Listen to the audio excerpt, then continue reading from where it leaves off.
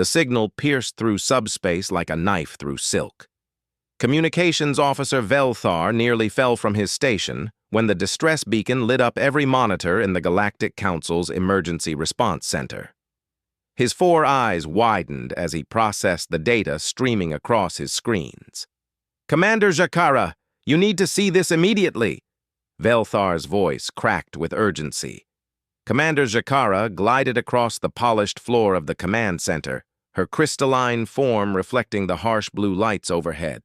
She had served the Galactic Council for 40 cycles, managing emergencies across 17 sectors. Nothing in her experience prepared her for what she saw on the display. The message was simple, desperate, and broadcast on every emergency channel simultaneously. "This is Colony Varaxis 9. We are under siege. Hostile force has breached our defenses. Population of 40,000 civilians, requesting immediate military intervention. Please, anyone who can hear this, we need help. They're inside the city now." Jakara's internal structure pulsed with concern. Varaxis 9 was a mining colony on the edge of explored space, populated primarily by the Kelthori people. They were a peaceful species, known for their skill in extracting rare minerals from asteroid fields. They had no standing military, only a small security force meant to handle minor disputes and accidents. "What's the nature of the hostile force?" Jakara asked, already knowing the answer would be troubling. Velthar manipulated the controls, bringing up additional data. According to their initial reports, it's the Krix Dominion, a raiding fleet of approximately 30 vessels. They've landed ground forces, and the colony's defensive shields failed within the first hour of engagement. The Krix Dominion. Even speaking their name caused a ripple of fear through the command center. They were ruthless conquerors who valued strength above all else.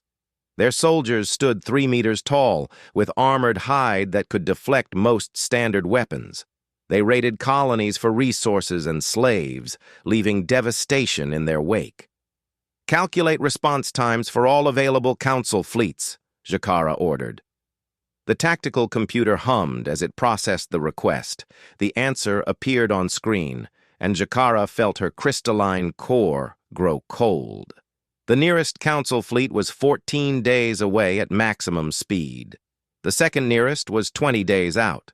By the time any traditional rescue force arrived, Varaxis 9 would be nothing but rubble and empty buildings. "Commander, we have to do something," Velthar said, his voice barely above a whisper. 40,000 people.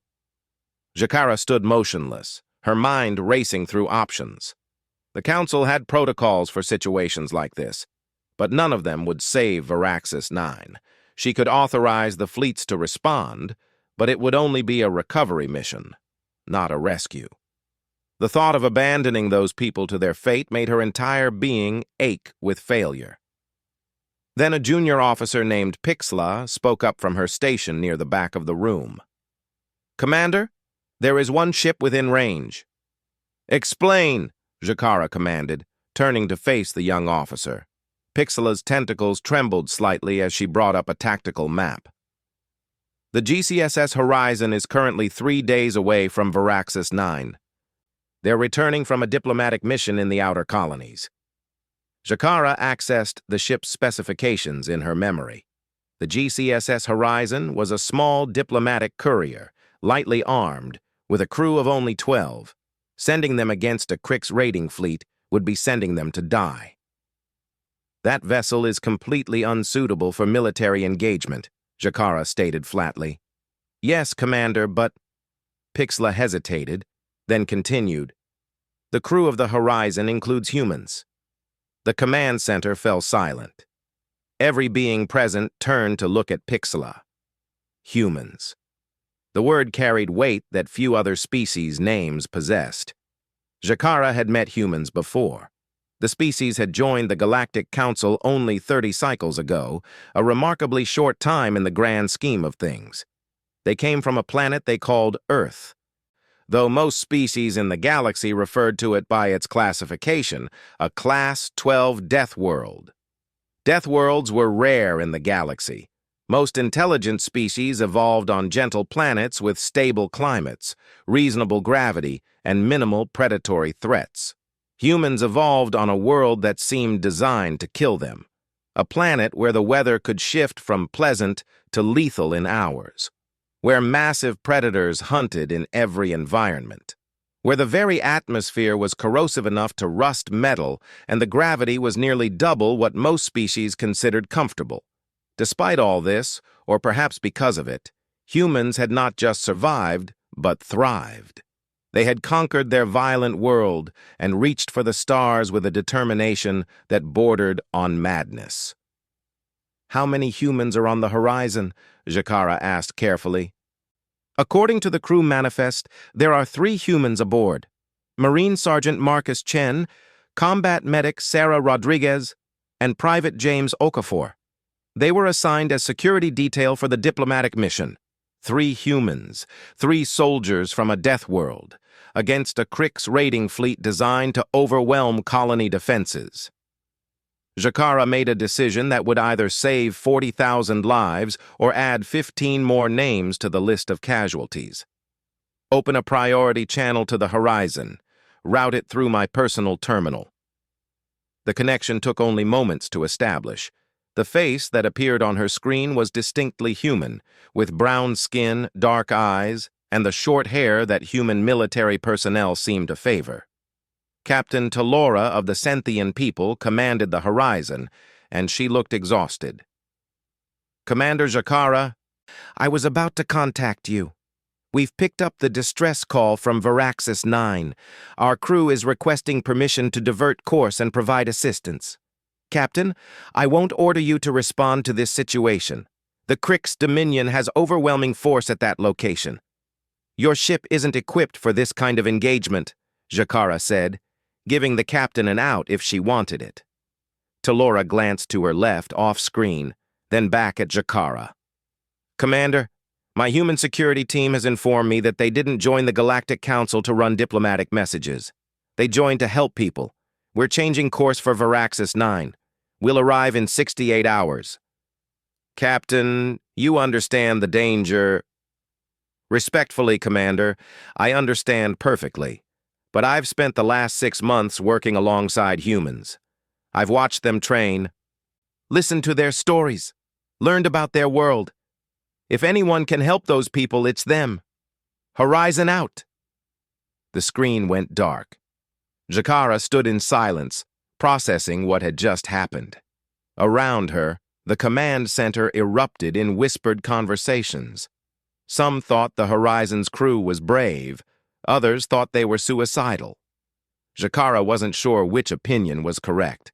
"Velthar, I want constant monitoring of the situation at Varaxis 9 and the Horizon's approach. Alert me of any changes immediately," she ordered. "Yes, Commander." Jakara returned to her office and activated her personal files on human military capabilities. What she found was both fascinating and terrifying. Humans had evolved as persistence hunters on their death world. They could track prey for days without stopping, their bodies capable of regulating temperature through a process they called sweating. While most species would collapse from exhaustion after a few hours of exertion, humans could simply keep going. Their bodies were dense with muscle, adapted to their world's heavy gravity. An average human could lift objects that would require mechanical assistance for most species. Their bones were thick and resistant to breaking. Their pain tolerance was extraordinary, with documented cases of humans continuing to fight after suffering injuries that would incapacitate any other species. But it wasn't just their physical capabilities that made them dangerous. Humans had spent their entire evolutionary history as both predators and prey on a world where everything wanted to kill them. They had developed an instinct for combat that was burned into their very DNA. They could assess threats in milliseconds, make tactical decisions under extreme stress, and fight with a ferocity that shocked species who had never known true predation. The galaxy had learned this the hard way when a pirate fleet made the mistake of attacking a human colony transport 8 cycles ago. The transport had only a dozen human security personnel aboard. The pirate fleet had 3 fully armed warships. The battle lasted 11 minutes.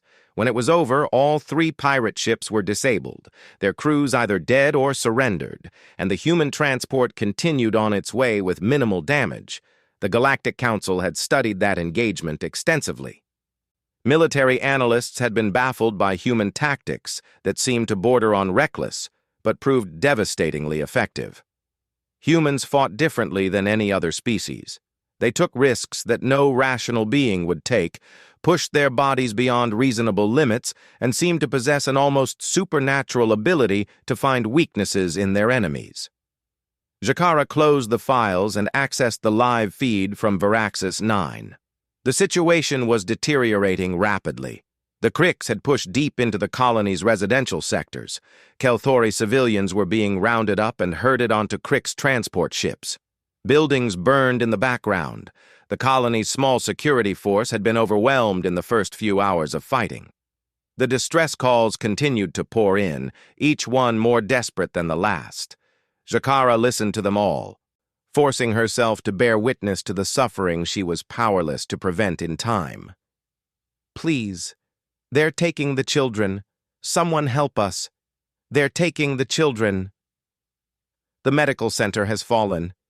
We have wounded who will die without treatment. Is anyone coming? This is Security Chief Naltir. We're down to our last defensive position at the Colony Administration Building. We can't hold much longer. If anyone can hear this, we have 2,000 civilians sheltering here. Please, we need help now." Jakara felt each message like a physical blow. She had sent distress calls before, coordinated rescues, saved lives. But she had never felt so helpless, so useless. 3 humans on a diplomatic courier were all that stood between Varaxis 9 and complete destruction. She pulled up the Horizons profile again. Studying the 3 humans who were racing toward almost certain death to help people they had never met. Their service records appeared on her screen. Marine Sergeant Marcus Chen, age 32, from Earth's Asian continent.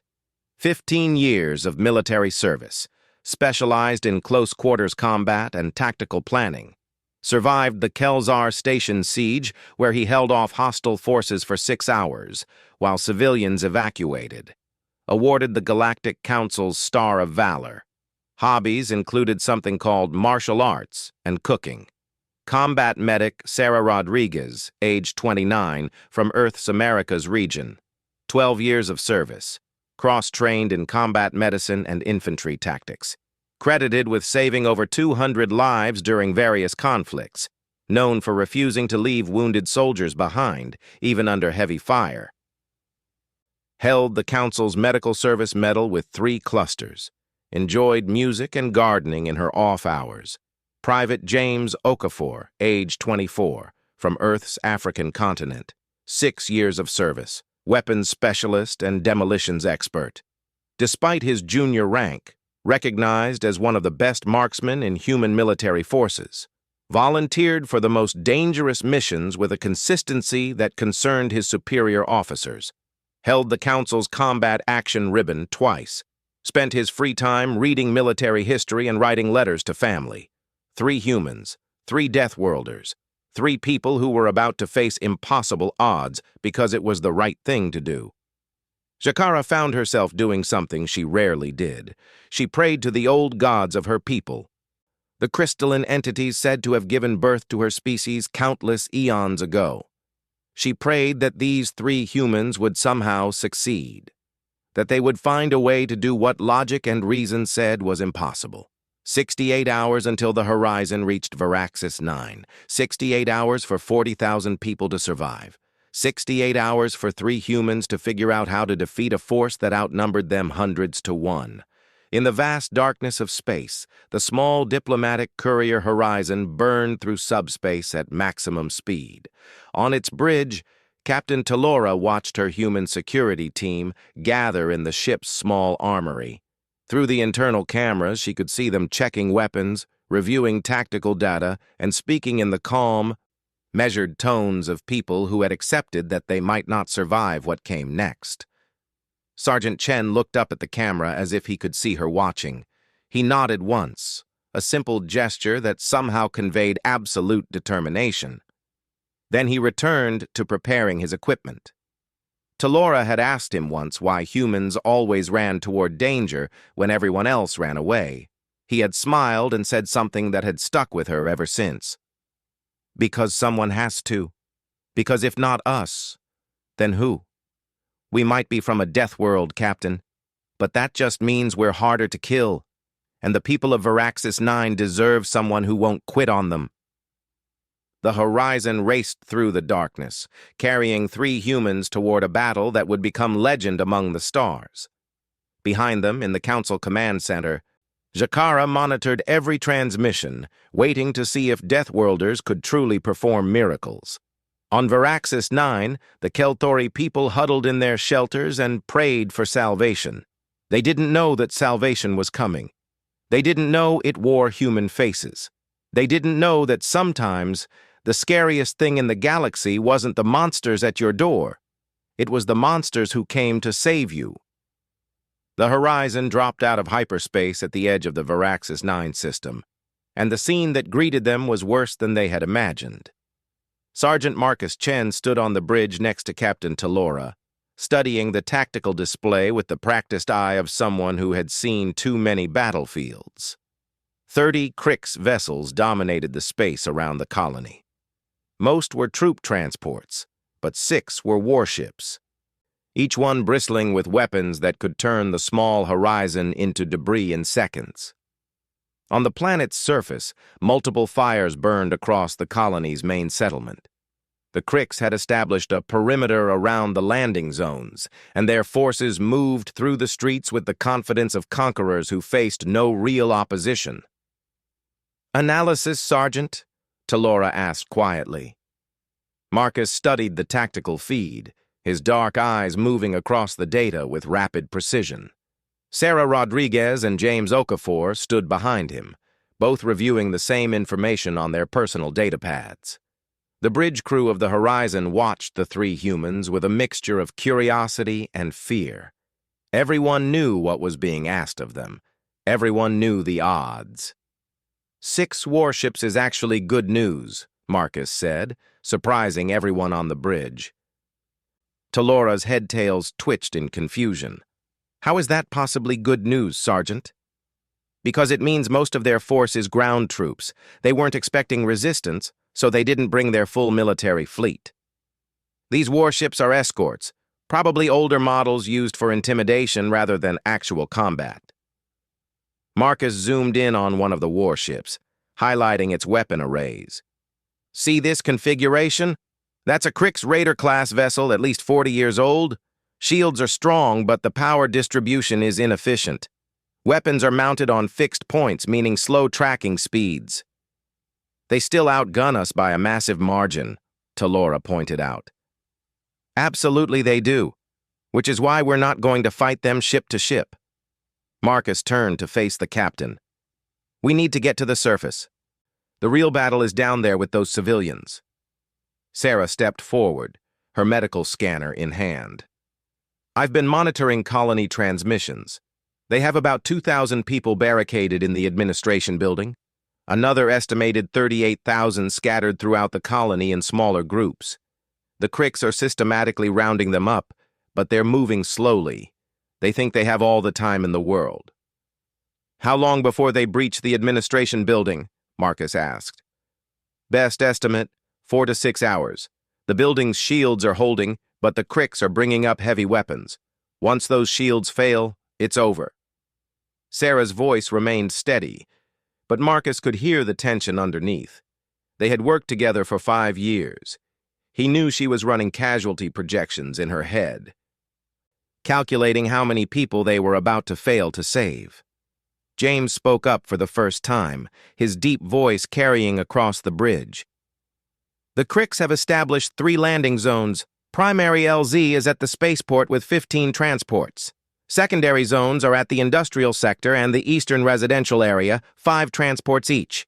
If we could disable those transports, we'd trap their ground forces on the planet. They'd still have us outnumbered thousands to 1, one of the bridge officers said, a Valerian named Kix, who served as the Horizon's tactical officer. Marcus smiled, and several bridge officers shifted uncomfortably. Human smiles could be warm and friendly, but they could also be the expression of an apex predator spotting prey. This was the latter. "Never tell me the odds," Marcus said. "James, can you modify our shuttle's stealth systems to get us to the surface undetected?" "Already done, Sarge. Started working on it 6 hours ago. We won't be invisible, but we'll be damn hard to spot if we come in low and fast through the planetary debris field. Captain Talora, I need you to keep the horizon at maximum distance from those warships. If they detect the shuttle launch, I need you to run. Don't engage, don't try to help us. Just get clear and report what happens here back to the Council." Talora's head-tails straightened, a sign of determination in her species. "My crew and I didn't come here to abandon you, Sergeant. I know, and I respect that. But if we fail down there, the Council needs to know what happened. Someone has to tell the story. That's your mission now, Captain. Keep this ship safe so you can bear witness." The bridge fell silent. Captain Talora struggled with the decision for a moment, then nodded slowly. "Understood, Sergeant. But for the record, I think you're all insane." "We get that a lot," Sarah said with a slight smile. The three humans gathered their equipment in the Horizon's small armory. Marcus had seen a lot of pre-battle preparations in his 15 years of service, but this one felt different. They were about to drop onto a hostile planet with no support, no backup, and no realistic chance of evacuation if things went wrong. By every tactical calculation, this was a suicide mission, but the alternative was abandoning 40,000 people to slavery or death. Marcus checked his weapon, a human-designed rifle that fired magnetically accelerated projectiles. The Galactic Council had initially been skeptical of human weapons technology, considering it primitive compared to energy weapons used by most species. Then they had seen what those primitive weapons could do. Humans had spent thousands of years perfecting the art of throwing things at high velocity. Their weapons were simple, reliable, and devastatingly effective. Sarah packed her medical kit with practiced efficiency. Combat medics carried an impossible burden, the knowledge that no matter how skilled they were, they couldn't save everyone. Marcus had seen her work miracles on battlefields, pulling soldiers back from the edge of death through sheer determination. But he had also seen the toll it took on her every time she lost someone. James assembled something that looked like it belonged in a demolition site rather than a combat operation. He noticed Marcus watching and grinned. "If we're going up against Cricks in their armor, standard weapons aren't going to cut it. I've modified some of our breaching charges into man-portable shaped charges. Won't be subtle, but it'll punch through Crick's hide." "How close do you need to be to use them?" Marcus asked. "Danger close range. Like uncomfortably close. But they'll work." Marcus nodded. Danger close was just another day for human soldiers. They had evolved to fight predators face-to-face with nothing but primitive weapons. Modern equipment just made them more efficient at what came naturally. The shuttle ride to the surface was tense. James piloted them through the debris field that orbited Varaxis 9, dodging chunks of rock and ice while keeping their profile as small as possible. Twice, Crick's patrol ships passed close enough that Marcus could see their hull markings, but the modified stealth systems held. The Cricks weren't expecting anyone to be stupid enough to approach the planet while they held orbital superiority. They landed in a canyon 5 kilometers from the colony's main settlement. The shuttle's doors opened, and Marcus got his first taste of Varaxis 9's atmosphere. It was thinner than Earth's, with a slight metallic tang. The gravity was lighter, too, maybe 70% of Earth normal. Good. That would give them a mobility advantage. "Radio check," Marcus said into his comm. "Rodriguez, good signal," Sarah confirmed. "Okafor 5x5, James added. "All right, let's move.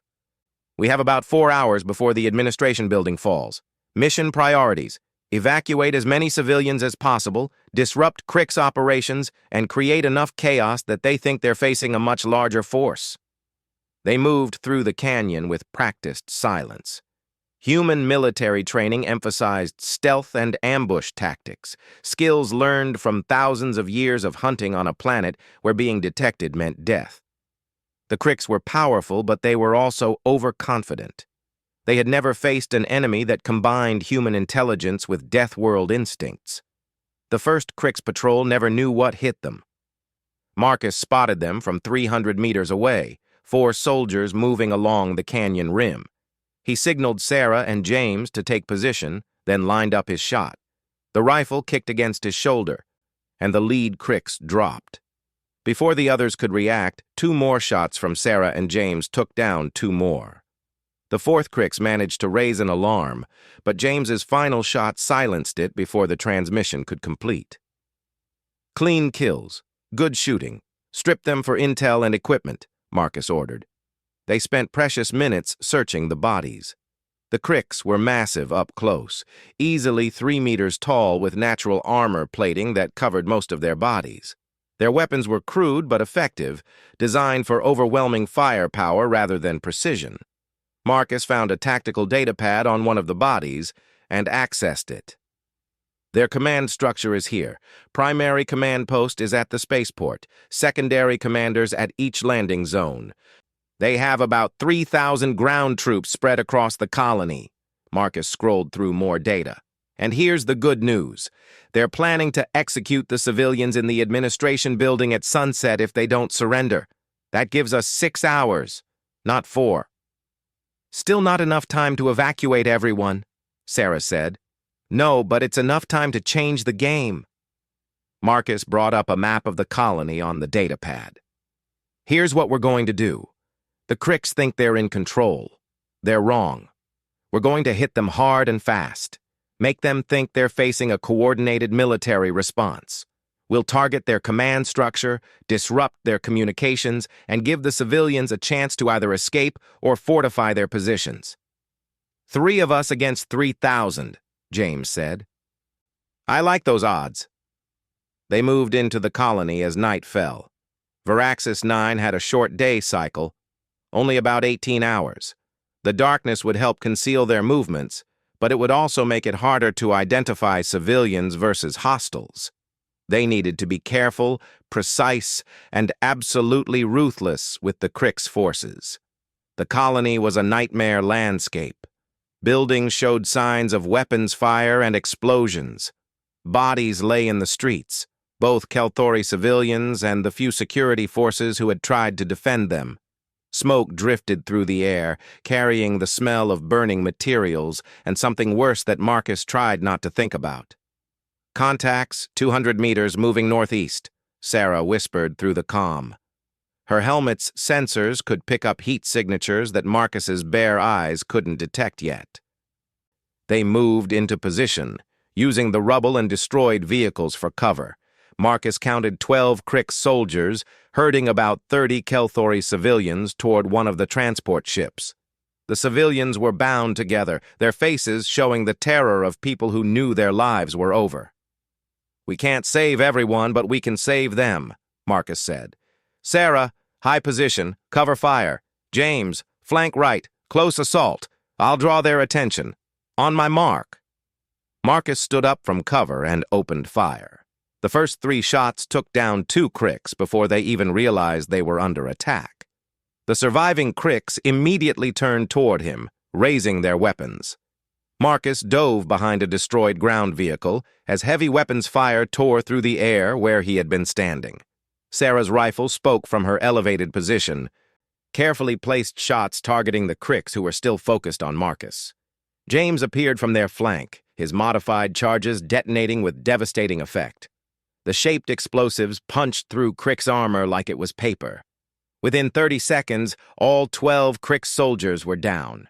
Marcus rushed to the civilians, using the Krix datapad to unlock their restraints. The Kelthori stared at him with a mixture of fear and hope. Humans were known in the galaxy, but seeing one in person was still shocking, especially for species who had never encountered Deathworlders before. We're here to help, Marcus said in standard galactic common, keeping his voice calm and steady. I need you to move quickly and quietly back toward the colony center. Find shelter, barricade yourselves in, and wait for evacuation. Can you do that? The eldest Kelthori, a female with graying facial tendrils, nodded shakily. You're from the Galactic Council? How many ships are in orbit? Marcus didn't lie to her. Right now, it's just the three of us. But we're going to do everything we can to get you all out of here alive. Now move quickly. The civilians fled into the darkness, and Marcus hoped they would make it to safety. He couldn't protect everyone. All he could do was create opportunities for survival and hope people were smart enough to take them. One patrol down, approximately 249 to go, James said, checking his ammunition. Then we better get started, Marcus replied. Over the next 3 hours, the three humans became ghosts in the colony. They struck at Crick's patrols with sudden violence, then vanished before reinforcements could arrive. They sabotaged equipment, destroyed communications arrays, and created an atmosphere of paranoia among the Crick's forces. Every shadow became a potential threat. Every sound could be another attack.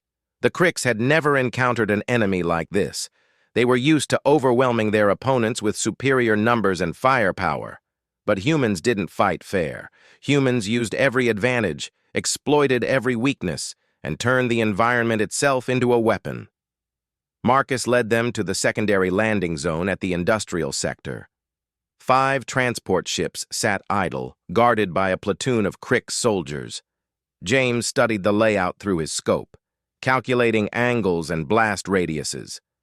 I can disable all 5 transports, but it's going to be loud.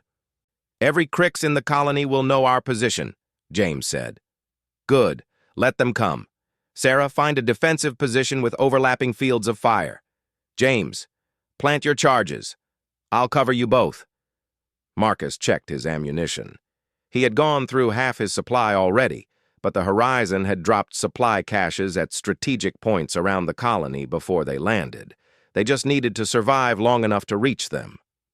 James moved like a shadow, placing charges on each transport's engine system. The Crick's guards were alert, but they were watching for threats from outside, not from within their own perimeter. By the time one of them noticed James's movement, it was already too late. The explosions lit up the night sky, a series of carefully timed detonations that turned the 5 transports into twisted metal sculptures. Alarms blared across the colony. Crick's soldiers rushed toward the industrial sector from every direction. Marcus, Sarah, and James had already taken position in a fortified warehouse overlooking the landing zone. The building's walls were reinforced for industrial use, providing excellent cover. They had multiple exit routes and a supply cache James had stashed earlier. Here they come, Sarah said calmly, sighting down her rifle. The first wave of Crick soldiers rushed into the kill zone. Human weapons spoke in a coordinated rhythm, each shot precisely placed. The Cricks were tough, but headshots still dropped them. They tried to find cover, tried to coordinate their return fire, but they were used to fighting opponents who broke and ran under pressure. Humans did the opposite. Under pressure, humans became more focused, more efficient, more dangerous. The battle lasted 20 minutes. By the end, over 100 Crick soldiers lay dead or wounded around the landing zone, and the 3 humans had disappeared into the colony once again. The Crick's commander Vexthor stood in the primary command post at the spaceport, staring at the tactical display with growing fury. In the last 4 hours, he had lost contact with 15 patrols, 5 transport ships were destroyed, communications were disrupted across 3 sectors, and his soldiers were reporting enemy contacts that vanished like smoke. "How many hostiles are we facing?" he demanded, his voice a deep rumble that made his subordinates flinch. "Unknown, Commander. Estimates range from a reinforced platoon to a full company. Their tactics suggest Special Forces training. They strike without warning and withdraw before we can mount an effective response." Vexthor's armored fist slammed down on the tactical table, denting the metal. This was supposed to be a simple raid. The Kelthori had no military, no way to fight back. The Galactic Council's nearest forces were weeks away. Yet somehow his overwhelming force was being systematically dismantled by an unseen enemy. Deploy hunter teams. I want these soldiers found and eliminated. Increase security around the remaining transports and bring up the heavy walkers from the main landing zone. If they want to fight, we'll give them one they can't win. What Commander Vexthor didn't know was that he wasn't facing a platoon or even a full company. He was facing 3 humans who had decided that 40,000 civilians were worth dying for. And that made them the most dangerous opponents he would ever encounter. Marcus, Sarah, and James regrouped at a supply cache in the colony's underground maintenance tunnels. They had been fighting for 6 hours straight, surviving on adrenaline and the kind of determination that only humans possessed. Sarah was treating a grazing wound on James's shoulder where a Crix weapon had caught him during their last engagement. "How bad?" Marcus asked, checking his ammunition supply. "Flesh wound, already sealed. I'm good to go," James said, though Marcus could see the pain in his friend's eyes. The fact that James was still functioning at full combat efficiency despite the injury was testament to human endurance. "We've disrupted their operations and bought time for civilians to escape, but we haven't changed the fundamental situation," Sarah said, finishing her work on James's shoulder. "They still have overwhelming numbers, and we're running low on ammunition and explosives." Marcus pulled up the tactical datapad he had taken from the first Crix patrol. He had been studying Crix military doctrine between engagements, looking for weaknesses they could exploit. What he found was both predictable and useful. The Crix rely on centralized command structure. Everything flows up to Commander Vexthor at the primary command post. If we take him out, the entire force will be temporarily paralyzed while they reorganize. That gives the Council fleets time to arrive and for more civilians to escape. The primary command post is at the spaceport, defended by at least 500 Crix soldiers, automated defenses, and according to this data, 3 heavy combat walkers, James said, having accessed the same information. "That's a fortress, which is why they won't expect us to attack it directly," Marcus replied. Sarah and James looked at each other, then back at Marcus. They had served with him long enough to recognize when he was forming a plan that was either brilliant or insane, usually both. "Talk us through it, Sarge," Sarah said. Marcus spread the tactical map across a crate, highlighting key points. "The Crix think we're a large force hitting them from multiple directions. We've encouraged that belief by spreading our attacks across the colony. But now we're going to do something they won't anticipate. We're going all in on one target, Vexthor himself. 3 of us against the most heavily defended position in the colony," James said slowly. "I'm listening." "The spaceport has weak points. The Crix converted civilian infrastructure for military use, but they did it quickly. Security is heavy at the main approaches, but the underground maintenance access tunnels run directly beneath the command center. They're designed for utility workers, not military defense. James, you blow the tunnel supports directly under the command post. The explosion will create chaos and hopefully take out Vexthor. Sarah and I provide cover and extraction." "And if Vexthor survives the explosion?" Sarah asked. "Then we go in and finish the job personally." The plan was risky, bordered on suicidal, and required perfect timing and execution. In other words, it was a typical human military operation. The 3 of them spent 30 minutes preparing, checking equipment, and reviewing every detail. There would be no second chances. If they failed, the Crix would kill them. The civilians in the administration building would be executed, and 40,000 people would be enslaved or worse. They moved through the maintenance tunnels toward the spaceport. The passages were narrow and dark, lit only by emergency lighting that cast everything in a sickly yellow glow. Marcus led the way, his rifle ready, every sense alert for danger. Behind him, Sarah moved with the quiet confidence of someone who had survived dozens of combat operations. James brought up the rear, carrying enough explosives to level a city block. The tunnel system was a maze, but the tactical datapad provided navigation data. They passed under civilian areas where Kelthori families huddled in their homes, hoping the nightmare would end. They passed under Crick's patrol routes, hearing the heavy footsteps of soldiers walking above them. Each step brought them closer to the heart of enemy territory. An hour into their infiltration, they reached the junction point beneath the command center. James studied the structural layout, calculating the exact placement and timing for his charges. "This is going to bring down the entire building," he said quietly. "Anyone inside is going to have a very bad day." "The Cricks made their choice when they attacked this colony," Marcus said. "We're just helping them face the consequences." James placed the charges with the precision of an artist, using the building's own structural weaknesses against it. Shaped charges positioned at load-bearing points. Timer set for synchronized detonation. Backup triggers in case the primary failed. When he was done, the building above them was sitting on top of a precisely calculated catastrophe. "Set for 10 minutes. Once it blows, we need to be at least 200 meters away or the tunnel collapse will take us with it," James reported. They moved back through the tunnel system, racing against the clock. Behind them, the timer counted down. 9 minutes, 8 minutes, 7 minutes. Above ground, Commander Vexthor was receiving reports of increased civilian movement toward the colony's eastern sectors. His hunter teams had found evidence of enemy activity, but no actual soldiers.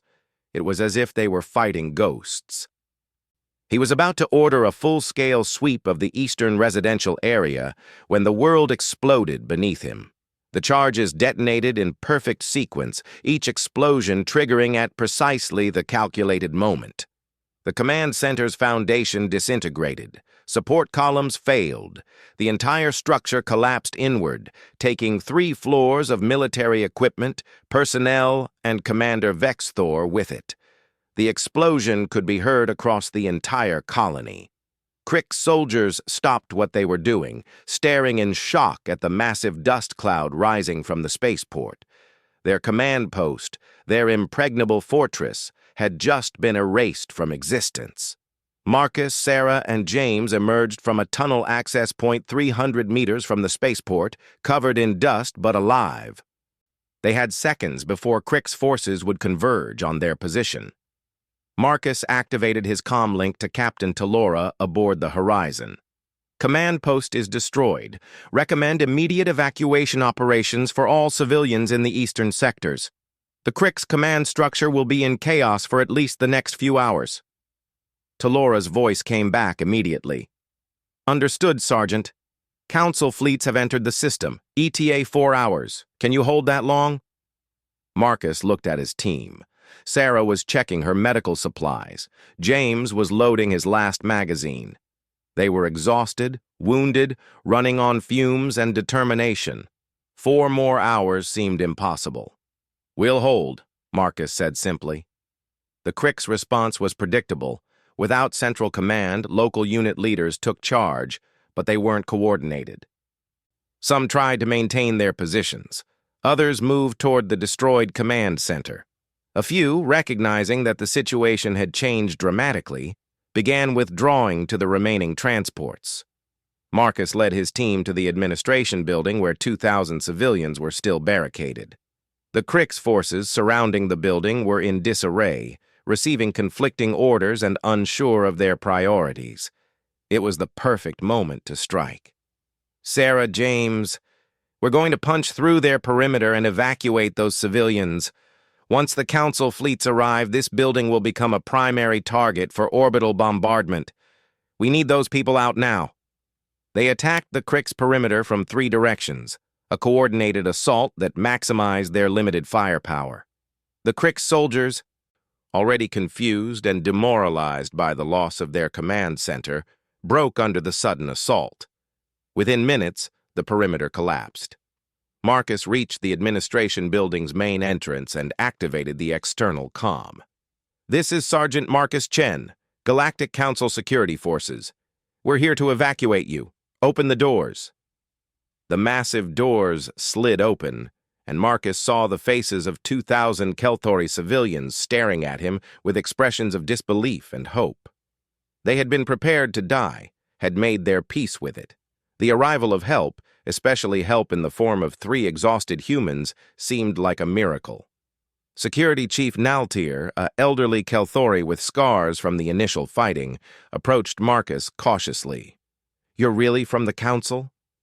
How many ships are in orbit?" "Council fleets arrive in less than 4 hours. Right now, it's just us, but we're enough. We need to get your people to the eastern sectors. Can they move?" "We have wounded, children, elderly. Not everyone can move quickly." "Then we move at their pace. Sarah, organize medical support for the wounded. James, secure our route. Chief Naltir, get your people ready to move. We leave in 5 minutes." The evacuation was a nightmare of logistics and danger. 2,000 people moving through an active combat zone while Crick's forces, despite their disorganization, still controlled large portions of the colony. Marcus divided the civilians into groups, placing the strongest at the front and rear, keeping the vulnerable in the middle. Sarah moved between groups, treating injuries and keeping people moving. James ranged ahead, scouting their path and eliminating any Crick's patrols that threatened their route. They had covered less than a kilometer when they encountered a Crick's heavy combat walker. The machine stood 5 meters tall, armored like a tank, with weapons that could turn their entire column into casualties in seconds. The walker's sensors locked onto the civilian group, and its weapons began to track targets. Marcus didn't hesitate. He sprinted directly at the walker, firing his rifle at the sensor arrays. His shots couldn't penetrate the armor, but they got the walker's attention. The massive machine turned to focus on him, its weapons tracking his movement. "Sarah, get those civilians to cover. James, I need you on that walker now." James was already moving, his last shaped charge in hand. He sprinted along the walker's flank, using destroyed vehicles for cover. The walker's weapons fired, massive energy bolts that vaporized everything they touched. Marcus dodged and weaved, his death world reflexes allowing him to avoid death by milliseconds. James reached the walker's side and placed his charge against the leg joint, the one weak point in the machine's armor. He activated the charge and dove for cover. The explosion severed the walker's leg, and the massive machine toppled sideways, crashing into a building with a thunderous impact. Marcus helped James to his feet. Both of them were battered, bleeding, operating on nothing but willpower. "Nice work. Can you walk?" "Can I walk? Sarge, I can run a marathon if you need me to." It was a lie, but it was the kind of lie human soldiers told each other when the alternative was giving up. They returned to the civilian column, and the evacuation continued. 3 hours and 45 minutes after the command center fell, the first Council fleet ships appeared in orbit. They immediately began engaging the remaining Crick's vessels. The Cricks, without central command and facing a superior force, began retreating. Transports launched from the surface, abandoning their ground forces and fleeing into deep space. Marcus stood on a rooftop overlooking the colony, watching the Council ships establish orbital superiority. Sarah and James joined him, all 3 of them too exhausted to celebrate, too professional to assume the battle was over. "We saved a lot of people today," Sarah said quietly. "We didn't save everyone," Marcus replied, thinking of the bodies they had seen in the streets. The civilians who had died before they arrived. "No one could have saved everyone, Sarge, but because we were here, 2,000 people are alive who would be dead. Because we didn't quit, 40,000 people have a chance at freedom. That matters." James checked his datapad, accessing reports from the Council fleet. Final count. Estimated 35,000 civilians survived, 5,000 casualties. The Cricks left behind about 800 ground troops who are surrendering to Council forces. Commander Vex Thor is confirmed dead in the command center collapse. 35,000 survivors. It should have felt like victory, but Marcus could only think about the 5,000 they had lost. Every soldier carried that burden, the weight of the people they couldn't save. It never got easier. Captain Talora landed the horizon in the colony's main square. She emerged from the ship and walked directly to where the three humans stood. She looked at them, at their battered armor, their exhausted faces, the determination that still burned in their eyes, despite everything they had endured. "The Council wants a full report," she said. "They want to know how 3 soldiers accomplished what should have been impossible." Marcus shrugged.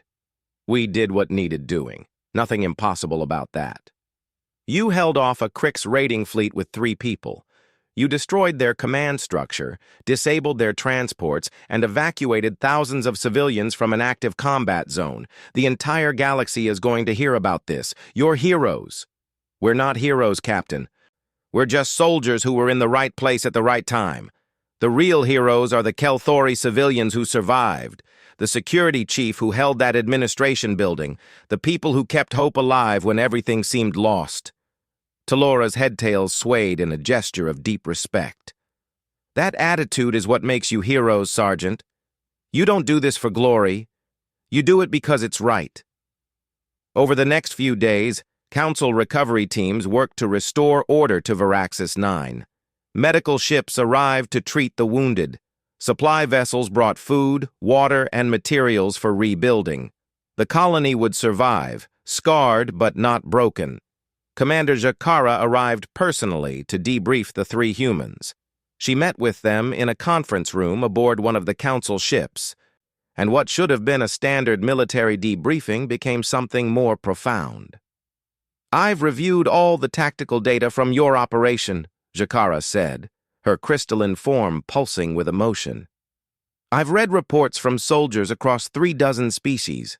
I've studied human military history and capabilities, and I still cannot fully comprehend what you accomplished here." "We did our job, Commander," Marcus said simply. "You did far more than your job. You saved a colony.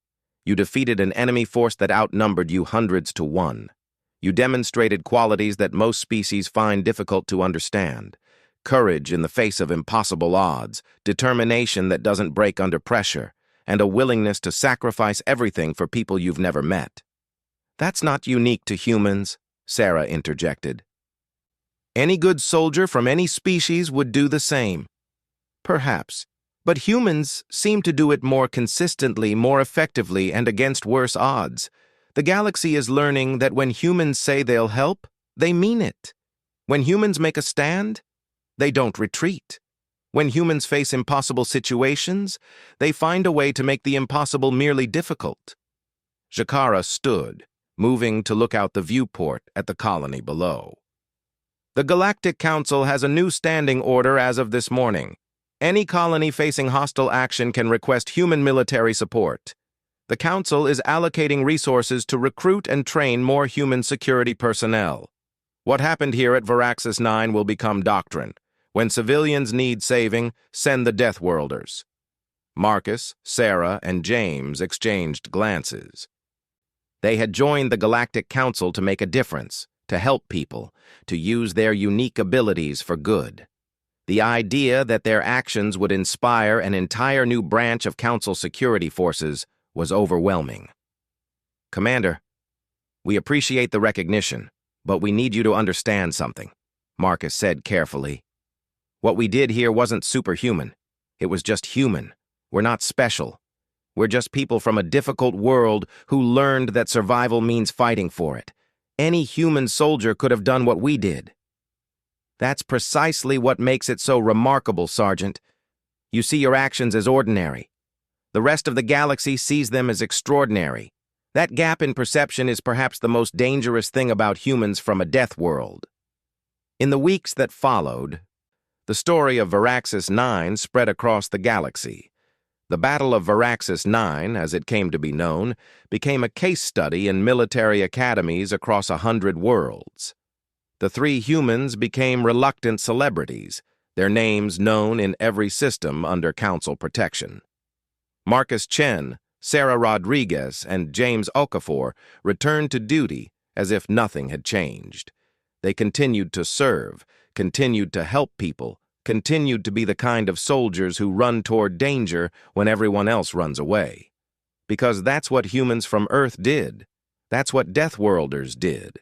And across the galaxy, In colonies and outposts and settlements on distant worlds, people told their children the story of the distress call that was answered not by an army or a fleet, but by three humans who decided that 40,000 lives were worth fighting for.